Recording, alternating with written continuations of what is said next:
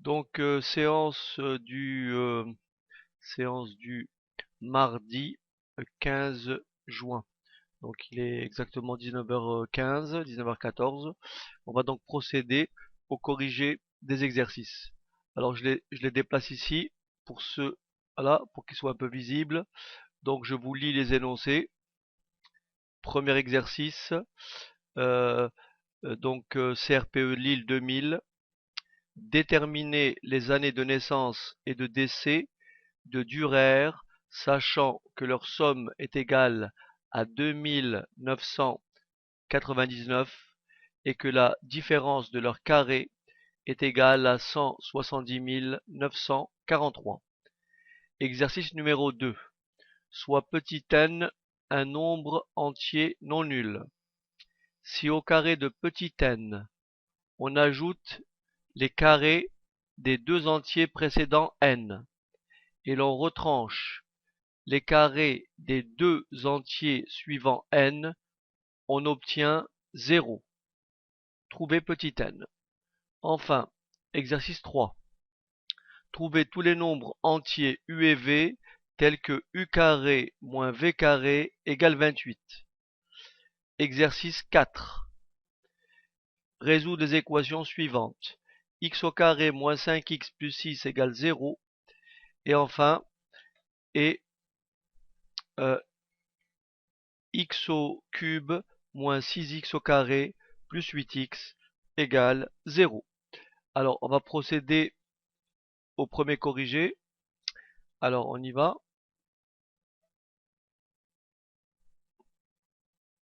On va donc effacer. J'ai pas prévu de tableau. Ah, c'est pas bien. Ok. Alors, exercice numéro 1. Est-ce que vous avez pu déterminer les années de naissance et de décès de Durer, sachant que leur somme est égale à 2999 et que la différence de leur carré est égale à 170 934. Donc première étape, on va dire soit m, soit m, soit n l'année de naissance. N l'année de naissance. Et m l'année de décès. D'accord? L'année de décès de Durer. Donc on vous dit, euh, sachant que leur somme est égale à 2999. Ça veut dire que m plus n égale 2999. Et la différence de leur carré, c'est-à-dire bien sûr m au carré, puisque m est censé être supérieur à n. Donc m au carré moins n au carré est tout simplement égal à 170 943. Donc voilà notre système de deux équations à deux inconnus. On va poser la question à Jeanne. Comment fait-on pour résoudre ce système? Quelle est la première démarche? Qui a une idée? Qui a une idée? Comment fait-on? Alors très bien. Comme dit Fanny, voilà, on va transformer la deuxième égalité. Donc on va écrire quoi? M au carré moins n au carré égale à m moins n facteur de m plus n. Ce qui veut dire concrètement que m plus n égale à 2999. Et ensuite, m moins n, facteur de, mais on remplace m plus n par quelle valeur? Par 2999, que multiplie 2999, est tout simplement égal à 170 943. Est-ce que c'est clair? Encore une fois, pour ceux qui ne voient pas, j'ai remplacé m plus n par sa valeur. Alors vous avez compris, on va continuer. Ça me fait donc m plus n égale 2999. Et bien entendu, m moins n égale 170 943 divisé par 2999. Puisque vous savez que si A fois X égale B, alors X est égal à B divisé par A. Donc, ça me donne un système équivalent à M plus N égale 2999. Et bien sûr, M moins N, qui peut me faire l'opération? 170 943 divisé par 2999. Combien ça ferait? Ça fait 57. Ok, super. Alors maintenant, comment je fais pour résoudre ce système? Pour résoudre un système de deux équations à deux inconnus. Pour résoudre un système de deux équations à deux inconnus, il faut utiliser soit la méthode de substitution, soit la méthode de combinaison linéaire. Ici, c'est beaucoup plus facile d'utiliser la méthode de combinaison linéaire. Pourquoi? Cette égalité, je l'appelle 1. Cette égalité, je l'appelle 2. Ici, vous remarquez, là j'ai plus n. Et là j'ai moins n. Je vais additionner les deux égalités membre à membre. Je vais faire égalité 1 plus égalité 2. Ça me donne m plus m égale 2m. Ça me donne n moins n égale 0. Et ça me donne 2999 plus 57. 2999 plus 1, ça fait 3000. 3000 plus 56, ça fait 3056. Est-ce qu'on est d'accord? D'où m égale 3056 divisé par 2, c'est-à-dire 1528. Donc, Dürer est mort en 1528. La date de décès, l'année de décès, c'est 1528. Pour trouver l'année de naissance, il suffit d'utiliser cette relation. L'année de naissance, c'est tout simplement l'année, le total, 2999, n'est-ce pas, moins m, 1528. Et donc, l'année de naissance, c'est 1471. C'est très bien, Delphine. Le tout est de savoir comment vous avez fait, Delphine. D'accord? Donc on va passer à l'exercice numéro 2. Très bien. Alors on y va.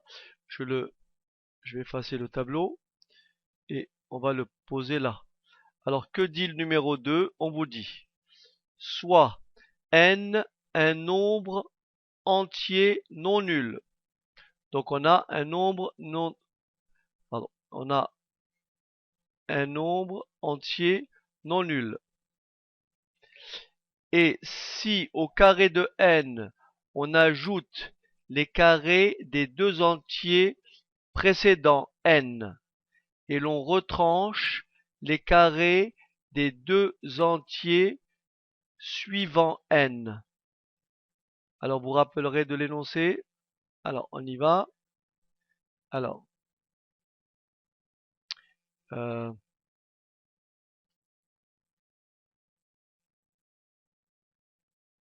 alors c'est parti. D'abord, donc nous avons petit n. Nous avons petit n. Alors, qu'est-ce qu'on fait à petit n? Si au carré de n, donc le carré de n, on ajoute les carrés des deux entiers précédents n. Est-ce que vous êtes d'accord avec moi que n, le prédécesseur de n, c'est quoi? Le prédécesseur de n, c'est n-1. Et le prédécesseur de n, non, ça c'est le successeur. Et le prédécesseur de n-1, très bien, c'est n-2. Le successeur de n, c'est n plus 1. Et le successeur de n plus 1, c'est n plus 2. Alors on vous dit, si au carré de n, on ajoute les carrés des deux entiers précédents n. Donc on ajoute quoi? n-1 au carré plus n-2 au carré. N'est-ce pas? Et l'on retranche les carrés des deux entiers suivants n. On retranche les carrés des deux entiers suivants n. Et on obtient 0. On obtient 0. Trouver petit n. Alors, à mon sens, la méthode la plus simple serait tout simplement de développer. Voilà, on va développer, c'est beaucoup plus rapide. Ça me fait donc n au carré plus n au carré moins 2n plus 1 plus n au carré moins 4n plus 4 moins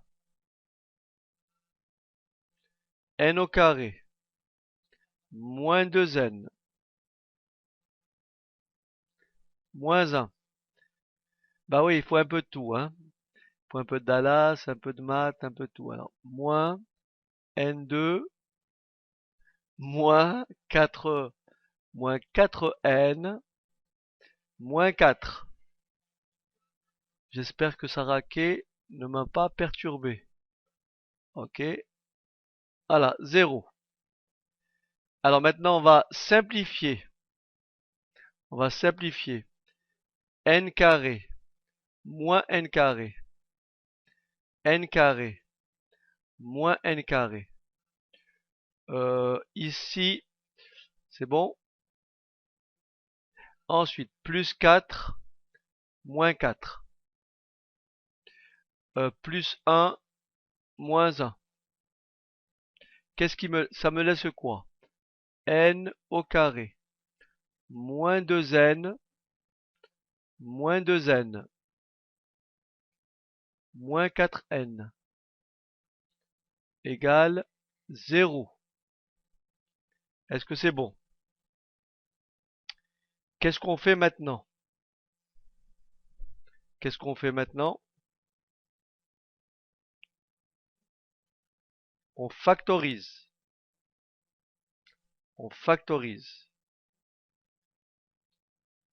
On met n en facteur. Je me suis trompé. Alors, je corrige. Ok, excusez-moi. Alors, je corrige. Donc, a priori, j'ai fait une petite bêtise. J'ai fait une petite bêtise, mais ça, c'est de la faute de, bien entendu, de Sarake, qui m'a perturbé. Voilà, c'est Sarake qui m'a perturbé, et donc, je m'en excuse. 12n. Est-ce que c'est bon? Bien sûr, crochet ou parenthèse. Donc ça fait n facteur de quoi? N moins 12. Est-ce que la réponse vous convient? Est-ce que la réponse vous convient? D'accord? Ok. Maintenant, qu'est-ce qu'on dit? On dit qu'un produit de facteurs est nul si et seulement si l'un de ces facteurs est nul. Donc c'est soit n égale 0 ou n moins 12 égale 0. Est-ce que n peut être égal à 0? Non, puisque n-2 doit être comment? Positif. Donc n doit nécessairement être au moins égal à 2. Donc n égale 0, impossible. Ça ne peut pas être une solution. La seule solution valable, c'est n égale combien? 12. Est-ce que c'est clair? Ok, très bien. On va passer à l'exercice suivant. On va passer à l'exercice suivant. Qu'est-ce qu'il dit? Trouver tous les nombres entiers u et v tels que u carré moins v carré égale 28.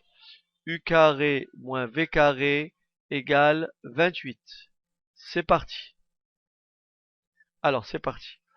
Donc, il faut trouver tous les nombres entiers u et v tels que u carré moins v carré égale 28. Que fait-on? Alors, pardon, il y a fallu... Alors, on y va. U2. Ah, voilà, mais le problème, c'est que je ne sais pas qui s'est amusé. On y va. Alors, on y va. U2 moins V2. On a dit que ça fait U moins V facteur de U plus V égale 28. Alors, le problème, c'est que pour trouver 28, comment fait-on pour trouver 28? On peut avoir 28 de plusieurs façons.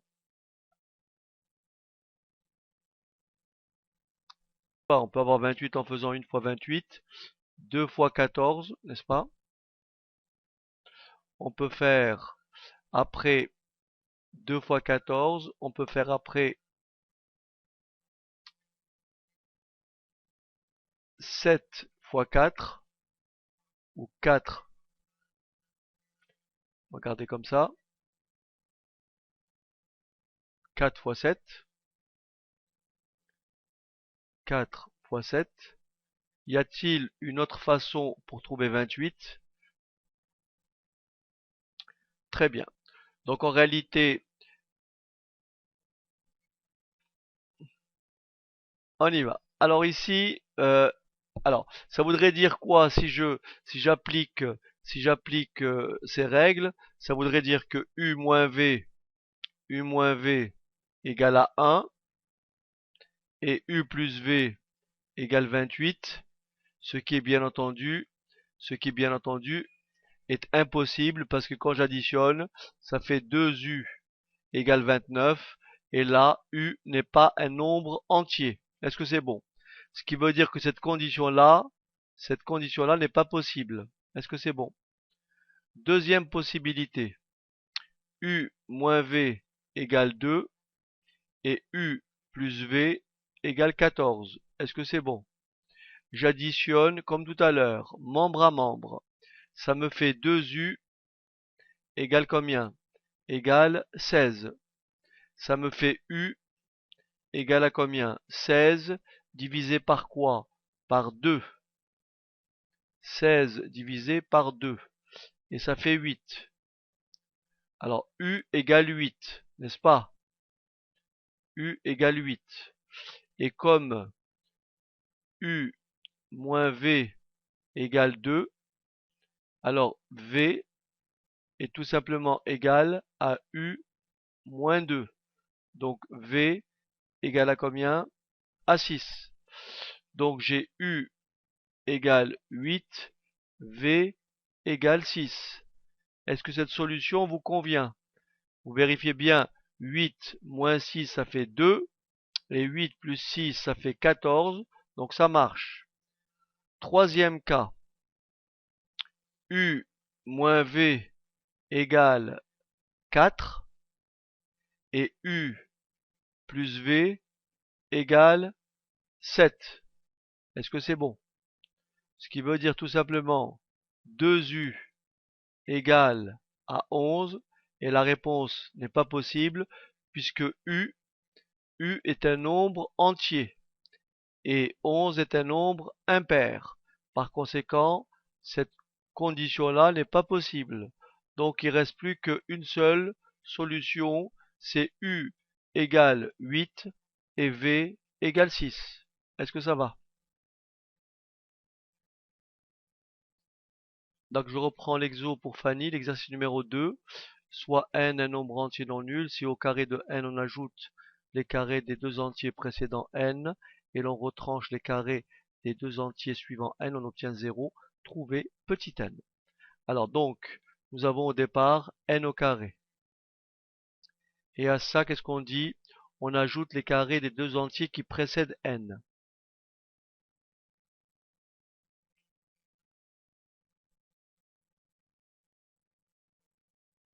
Et on retranche les carrés des entiers suivant n.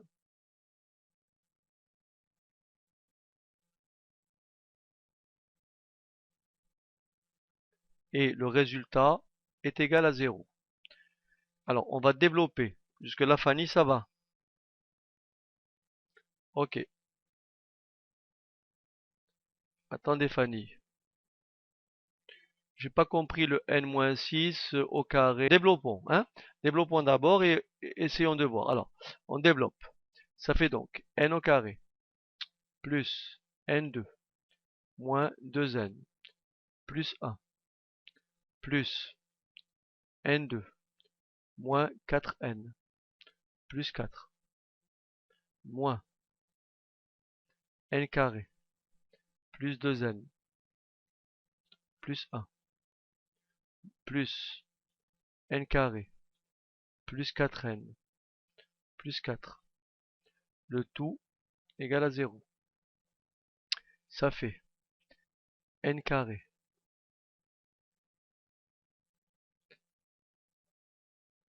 1, 2, 3 n carré, si on préfère, moins 2n, moins 4n, ça fait moins 6n. C'est ça? Vous m'arrêtez. Plus 1, plus 4, plus 5, moins, entre parenthèses, n au carré plus n au carré, 2n au carré, 2n plus 4n, 6n, plus 5.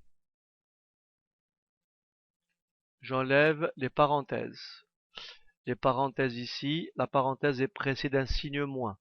Est précédée d'un signe moins, donc je vais changer tous les signes à l'intérieur de celle-ci, lorsque je vais la supprimer.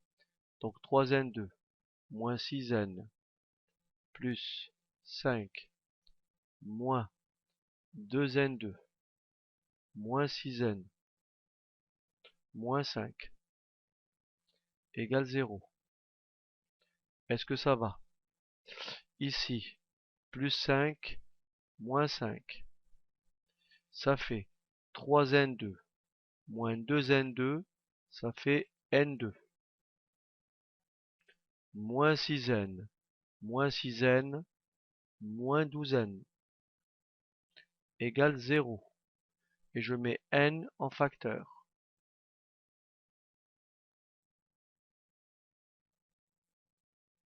Et voilà. Et donc ça fait...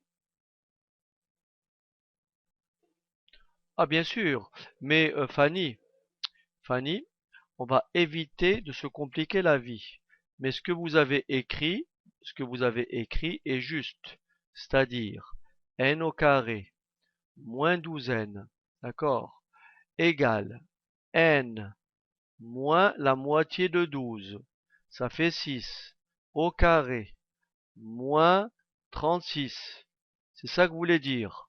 Voilà. Mais de toute façon, après, une fois que vous avez fait ça, ça vous fait bien n moins 6 plus 6 facteur de n moins 6 moins 6. D'accord?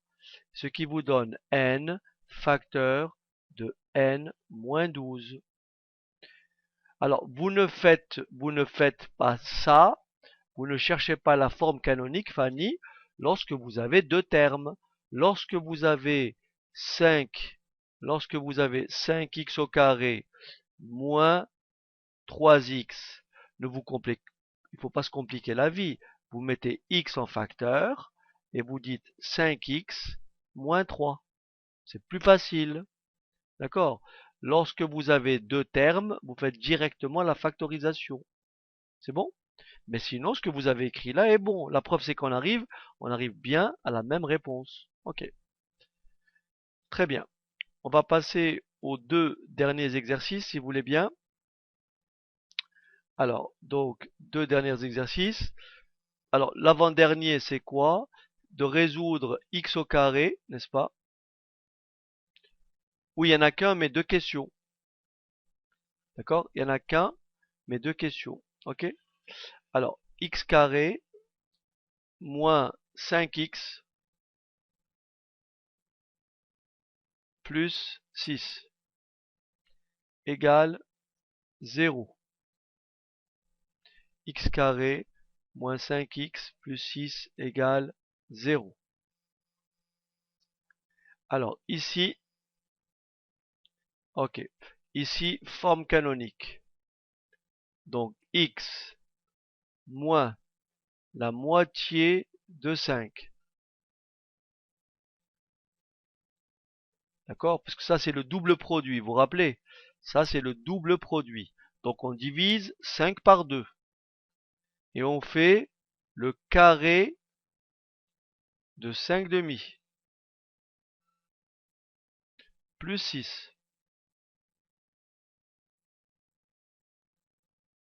Voilà Fanny. Lorsqu'il y a trois termes, forme canonique. Exact. Alors, puisque en CRPE, on ne s'attend pas à ce que vous fassiez delta. D'accord? Sinon, on peut passer par le discriminant delta.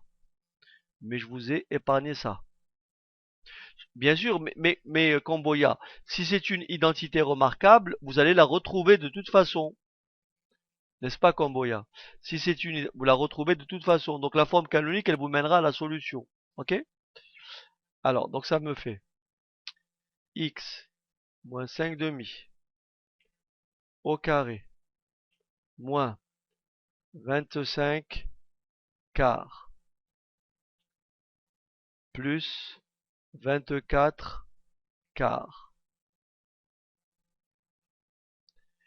X moins 5 au carré moins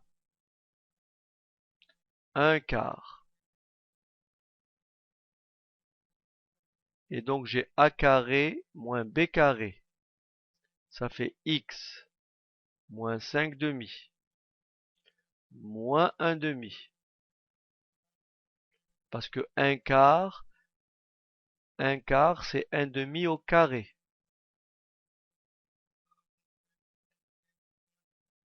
X moins 5 demi plus 1 demi. Et donc ça fait x moins 6 demi moins 3. Moins 6 demi, ça fait moins 3. X moins 5 demi plus 1 demi moins 4 demi moins 2. Ça me fait donc deux solutions. Soit x moins 3 égale 0 ou x moins 2 égale 0. Ce qui fait x égale 3 ou x égale 2. Est-ce que ça va? Ok, très bien. Et Sarah Kay, qu'est-ce qu'elle dit? Ok, très bien. Thierry, c'est bon, vous avez raté les anciens cours, mais c'est bon, ça pose pas de problème. Ah non, Sarah Kay, faut pas.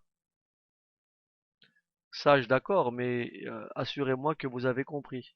Non, on va passer à la question suivante. Je vais pas effacer le tableau parce que je vais quand même utiliser cette partie-là puisque les questions sont liées.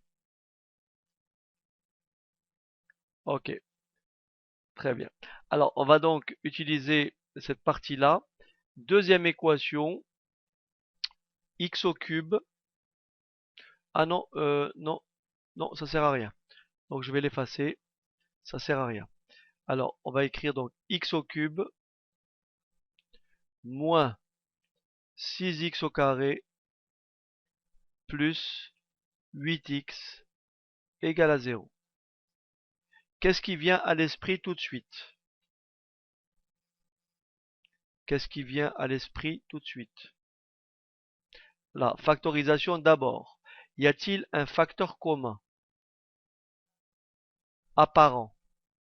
Lequel? Très bien. Donc première étape, non, surtout pas. Première étape, on met x en facteur. C'est bon?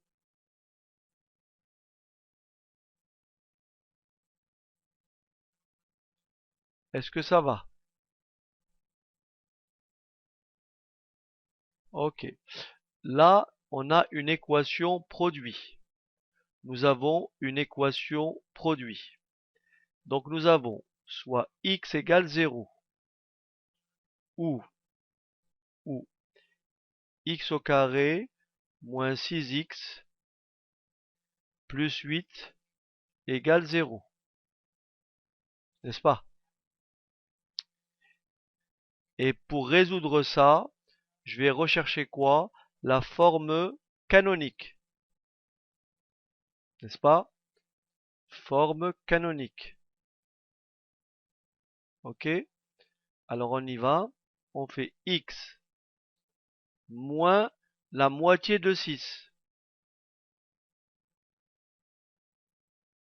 Moins la moitié de 6. Ok? Parfait. 3 au carré moins, attention, le carré de 3. 9 plus 8. Ce qui donne x moins 3 au carré moins 1 égale 0. Et là, on a une différence de carré. On fait A moins B facteur de A plus B égale 0. Je calcule. Ça me fait x moins 4 facteur de x moins 2. Ça me fait x moins 4 égale 0 où x moins 2 égale 0. Ça me fait x égale 4 où x égale 2. Mais n'oubliez pas cette solution ici. Voilà, x égale 0 où x égale 4 où x égale 2. S égale 0, 2 et 4. Puisque c'est une équation de degré 3. On a une équation de degré 3, ce qui explique les trois solutions. On y va. On va donc faire deux exos. On va commencer par le premier. Dans un lycée, les 3/5 des élèves sont demi-pensionnaires. 20% sont des internes et les 48 restants sont externes. Combien y a-t-il d'élèves inscrits dans ce lycée? Exercice 2. En exercice 2, en maths, Nicolas a obtenu les notes suivantes. 13, 6,5. 12, 15. Mais il a oublié de relever la 5e note. Sachant que sa moyenne est 11, quelle est sa 5e note? Enfin, un voyage a coûté 323 €, car l'agence a accordé une remise de 15% sur le prix initial. Quel était ce prix initial? Alors, on va commencer par le numéro 1. Donc le numéro 1 qui dit quoi? Alors, dans un lycée donc, on a dit 3, alors, soit x le nombre d'inscrits, n'est-ce pas? Soit x, alors, soit x le nombre d'inscrits.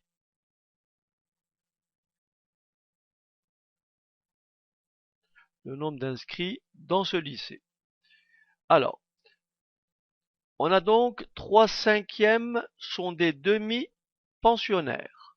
Donc vous êtes d'accord avec moi? Ça fait 3/5 de x.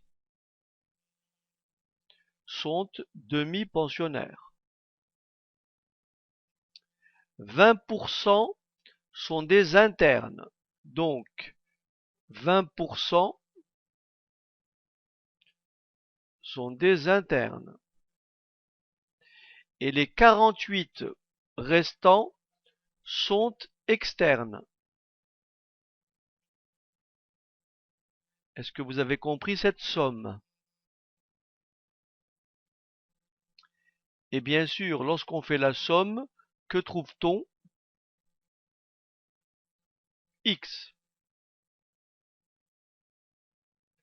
Alors,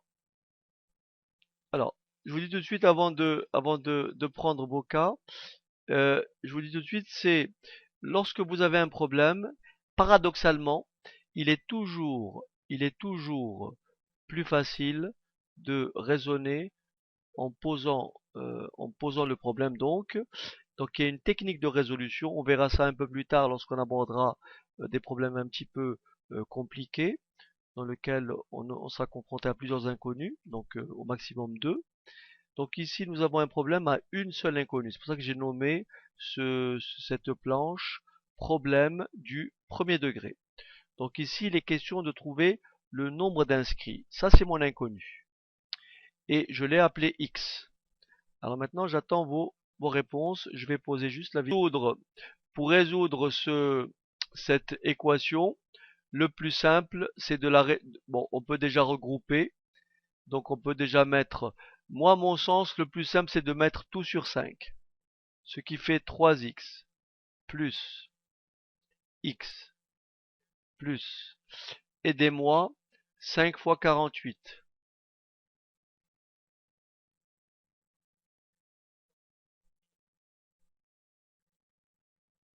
Vous voyez, 5 fois 48, on m'a dit 240 et j'ai fait une bêtise. Merci, merci Virginie, merci Jeanne. Alors, donc ici, 5x.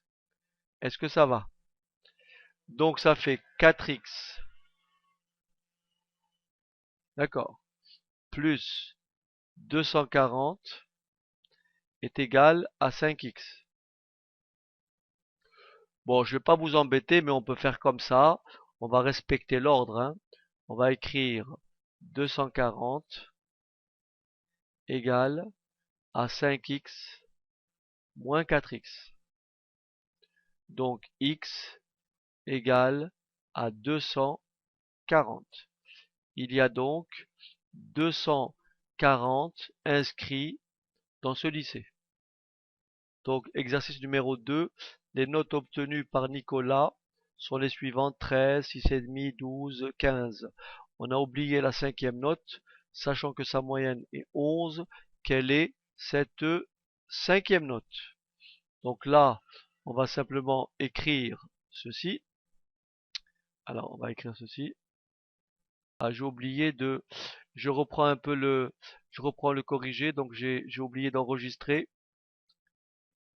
Bien sûr. Alors, donc on a dit les 5 notes. 13 plus 6,5 plus 12 plus 15 plus x. La note inconnue. J'additionne le numérateur, ça me fait 46,5. Ensuite, je fais le produit en croix et je passe le 46,5 dans l'autre membre, ce qui vous donne tout simplement x égale 8,5. Alors, il faut bien intégrer ceci. Lorsque vous avez une valeur, quelle qu'elle soit, une valeur, et si vous avez une diminution, on va dire de 8%, et vous avez une valeur initiale, que je vais appeler V0. Qu'est-ce que ça veut dire une diminution de 8%? Ça veut dire que la valeur que vous calculez, donc je vais appeler V1, la valeur réduite, c'est la valeur initiale, moins la réduction. 8%, c'est 8 sur 100 de V0. Autrement dit, la valeur réduite, V1, c'est V0 moins 0,08 V0. On met V0 en facteur, ça fait V0 facteur de 1 moins 0,08.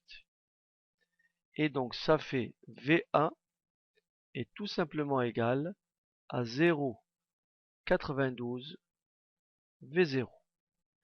Autrement dit, lorsque vous avez une réduction de t%,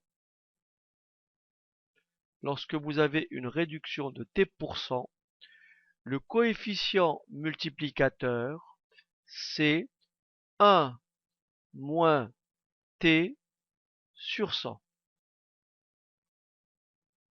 Donc lorsque vous avez une réduction de 15%, le coefficient multiplicateur, c'est 1 moins 15 sur 100, soit 0,85. Est-ce que vous m'avez compris? Je résume le cours, il faut bien écouter. D'abord, augmentation. Augmentation, pourcentage d'augmentation. T%. Valeur finale est égale à la valeur initiale plus valeur initiale multipliée par t divisé par 100.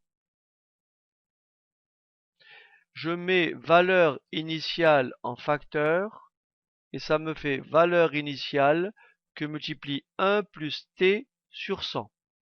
Donc une augmentation de t sur 100 on associe à une augmentation de t%, un coefficient multiplicateur de T sur 100.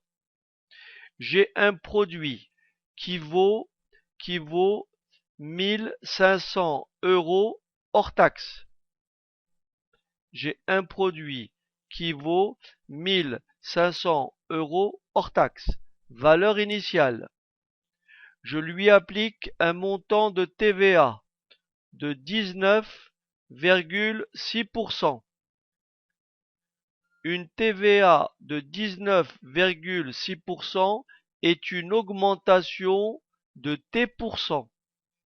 C'est une augmentation de T%. Par conséquent, pour trouver le prix final que j'appelle le prix, la valeur TTC, je multiplie la valeur initiale par le pourcentage d'augmentation, c'est-à-dire 1 plus 19,6 divisé par 100, ce qui vous fait tout simplement 1500 que multiplie 1,196. Voilà pour l'augmentation. Donc lorsqu'une quantité augmente de T%, le coefficient multiplicateur c'est 1 plus T sur 100. Si mon produit augmente de 12%, eh ben le coefficient multiplicateur c'est 1,12. Pourquoi 1,12? Parce que 1 plus 12 sur 100. Maintenant, qu'en est-il si le produit diminue? Diminution. Diminution, je finis. Diminution. T%. Diminution, T%. Ça veut dire que le prix final, valeur finale, est égal à valeur initiale. Cette fois-ci, moins T sur 100 de la valeur initiale, puisque la diminution est de T sur 100. Donc, valeur finale, c'est valeur initiale, facteur de 1 moins T sur 100. Donc, le coefficient multiplicateur, cette fois-ci, lorsqu'on a une diminution de T%, le coefficient multiplicateur, c'est 1 moins T%.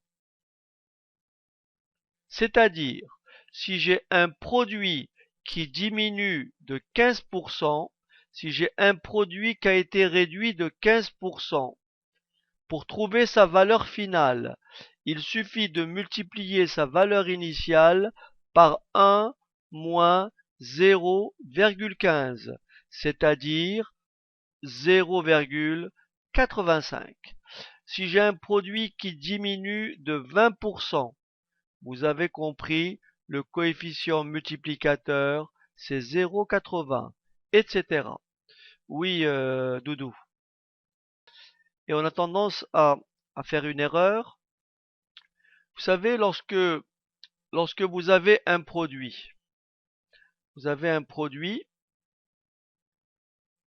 et son prix initial c'est P0. Et ce produit, on va dire qu'il va subir deux baisses successives. Il va baisser de 5% et ensuite il va baisser de 20%. D'après vous, est-ce que il vaut mieux que si vous achetez un produit, est-ce que vous préférez une baisse de 5% puis de 20% ou alors vous préférez une baisse de 20% puis de 5%? Qu'est-ce que vous choisissez? Quelle formule vous choisissez? Voilà. Sarake vous a donné la réponse. Sarake vous a donné la réponse. La réponse est exactement la même. Autrement dit, pourquoi on peut le dire? Pourquoi on peut dire que la réponse est identique? Regardez bien. J'ai le produit P0. Il subit une première diminution. Donc, quel est le coefficient multiplicateur? S'il subit une diminution de 5%, quel est le coefficient? Non, c'est faux, génie. Une diminution. 0,95. Attention, 0,95, c'est une diminution. Ok, très bien. Et ensuite, ce résultat-là, voyez, ce nouveau prix, il subit une réduction de 20%. Quel est le coefficient multiplicateur? 0,8. Mais vous savez comme moi que la multiplication est une opération comment? Commutative. Donc écrire ça, c'est pareil que écrire ça.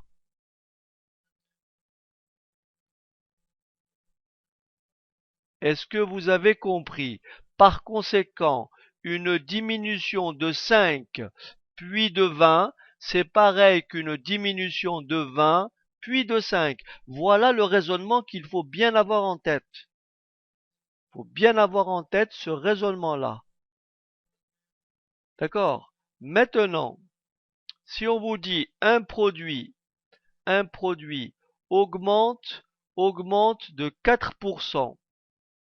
Donc je mets il augmente, donc en plus. Ensuite, il diminue de 7%. D'accord? C'est le résultat, c'est à chaque fois, c'est en cascade, Thierry. En cascade. D'accord? Il diminue de 7%. Et après, il subit de nouveau une hausse de 12%. Quel est le pourcentage moyen d'augmentation ou de diminution? D'après vous, est-ce que le produit va globalement augmenter ou diminuer? Eh bien, on va le voir. On va le voir. Regardez bien. On fait donc, une augmentation de 4%. Comme l'a écrit Saraké, ça fait 1,04. Il subit une diminution de 7%. Donc que multiplie 0,93. Et once again, il subit une augmentation de 12%. Ce qui donne une valeur de combien? Il subit une augmentation de 12%. Ça fait combien quand vous tapez à la machine? Tapez-moi cette réponse. Tapez 1,04. Ça fait 1,08326,4. Ça veut dire que globalement, le produit a subi une augmentation de 8,3264%. Est-ce que c'est clair? Le produit a subi une augmentation. Voilà. Faut bien comprendre ça. Ok. On vous dit un voyage a coûté 323 € car l'agence a accordé une remise de 15% sur le prix initial. Quel était ce prix initial? Alors vous dites soit X le prix initial, n'est-ce pas? X soit X le prix initial. D'accord? Si X est le prix initial, la remise est de 15%. Donc le coefficient multiplicateur c'est combien? 0,85. Très bien Thierry. Donc 0,85x est tout simplement égal au prix final, c'est-à-dire à combien? À 323 €. Et donc x est bien égal à 323 € divisé par 0,85. Ça fait donc quel prix? Ça fait donc quel prix? 371,